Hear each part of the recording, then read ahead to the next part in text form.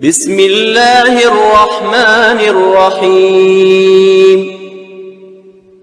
وقل رب زدنی علما۔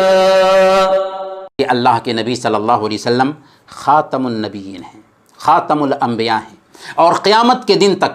وحی کا سلسلہ کٹ چکا ہے۔ اب اگر کسی دور میں کوئی نبوت کا دعویٰ کرتا ہے تو وہ جھوٹا ہوگا، کذاب ہوگا، دجال ہوگا، طاغوت ہوگا۔ اس کے باوجود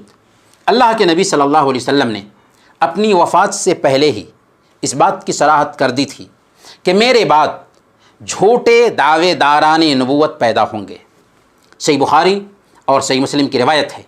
حضرت ابو ہریرہ رضی اللہ تعالیٰ عنہ بیان کرتے ہیں کہ اللہ کے نبی صلی اللہ علیہ وسلم نے ارشاد فرمایا، لا تقوم الساعة حتى يبعث دجالون كذابون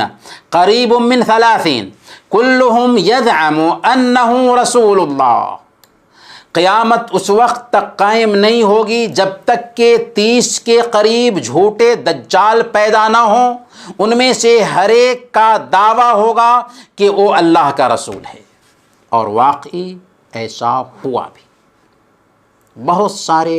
جھوٹے نبوت کے دعوے داران پیدا ہوئے جن کی تعداد 30 سے بھی زیادہ ہے، لیکن حدیث میں 30 کے قریب کی جو صراحت آئی ہے، اس کا جواب حافظ ابن حجر رحمۃ اللہ علیہ یہ دیتے ہیں کہ وَإِنَّمَا الْمُرَادُ مَنْ قَامَتْ لَهُمُ الشَّوْكَةُ کہ 30 دعوے داران نبوت سے مراد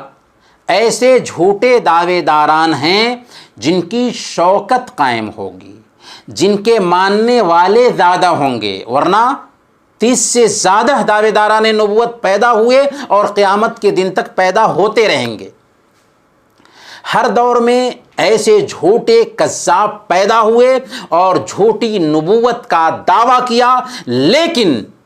ختم نبوت کے سپاہیوں نے ان جھوٹوں کی گردنیں اڑا کر کے ان کو واصل جہنم کیا۔ اسود عنسی اللہ کے نبی صلی اللہ علیہ وسلم کے زمانے میں نبوت کا جھوٹا دعویٰ کرتا ہے تو اللہ کے نبی صلی اللہ علیہ وسلم کے حکم سے فیروز دیلمی رضی اللہ تعالیٰ عنہ نے محل میں جا کر اس کو ہلاک کیا۔ مسیلمہ کذاب نبوت کا جھوٹا دعویٰ کیا تو حضرت حمزہ رضی اللہ تعالیٰ عنہ کے قاتل وحشی رضی اللہ تعالیٰ عنہ جنگ یمامہ میں اس کو نیزہ مار کر ہلاک کرتے ہیں۔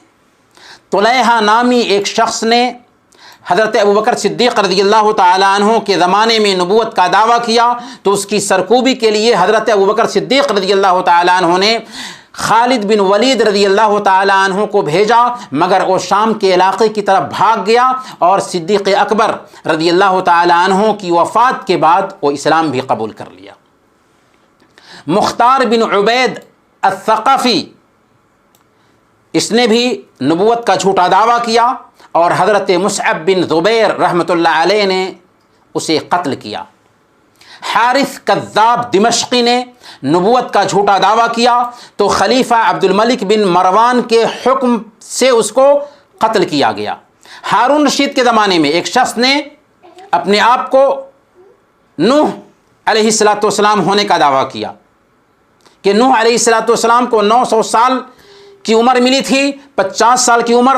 رہ گئی تھی، وہی عمر میں پوری کرنے کے لیے آیا ہوں نوح علیہ السلام کی شکل میں۔ تو ہارون رشید رحمۃ اللہ علیہ نے علماء کے فتویٰ سے باضابطہ اس کی گردن مار دی اور عبرت کے لیے اس کو سولی پر لٹکا دیا۔ ایسے جو دعوے داران نبوت ہیں ان کی ایک لمبی فہرست ہے جن کو مسلم خلفاء اور بادشاہوں نے عبرت کا سامان بنایا، کیونکہ یہ دجال تھے،